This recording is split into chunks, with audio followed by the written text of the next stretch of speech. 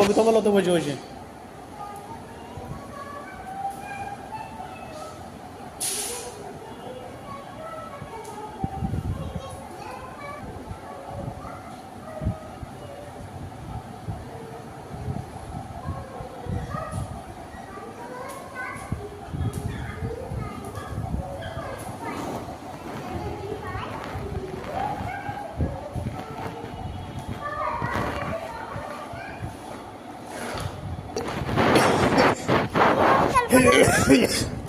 আরেকটা কবিতা বলো। কবিতাটা একটু না বললে ভালো লাগে না, বলো।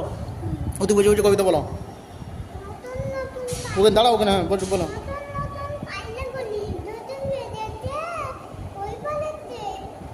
ছেলে মেয়ে